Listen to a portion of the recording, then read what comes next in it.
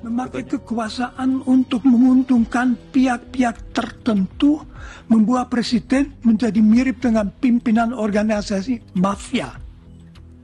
Apabila penguasa bertindak tidak atas dasar hukum dan tidak demi kepentingan seluruh masyarakat, melainkan memakai kekuasaannya untuk menguntungkan kelompok, kawan, keluarganya sendiri, motivasi masyarakat untuk menaati hukum akan hilang.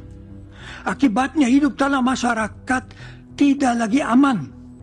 Negara hukum akan merosot menjadi negara kekuasaan dan mirip dengan wilayah kekuasaan sebuah mafia.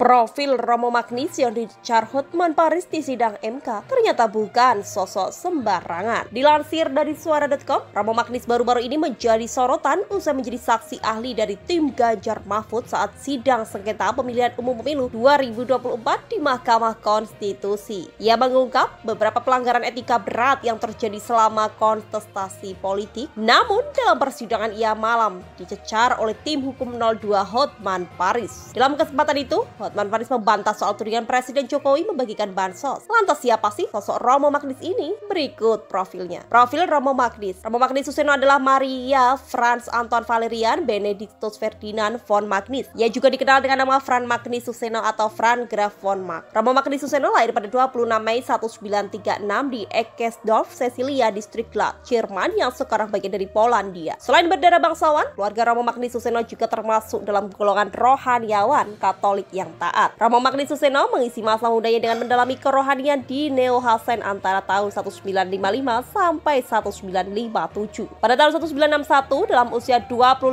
tahun, ia dikirim ke Indonesia untuk mengenyam pendidikan di bidang filsafat dan teologi. Romo Magnis Suseno memperoleh kewarganegaraan Indonesia pada tahun 1977. Pada tahun 1968, ia ditugaskan ikut membangun suatu tempat studi filsafat di Jakarta yang kemudian diberi nama Sekolah Tinggi Filsafat Triakarya, diambil dari nama mendiang RP Prof. Dr. Nikolaus Triyarkara SC. Sekolah tinggi itu membuka kuliahnya pada tahun 1969 dengan 8 mahasiswa sekarang. Jumlah mahasiswa hampir 400 orang, baik di tingkat sarjana, magister maupun doktor. Romo Magnis juga berteman baik dengan Presiden keempat RI Abdurrahman Wahid, Gus Dur, dan menganggap Gus Dur sebagai orang yang paling penting dalam hidupnya.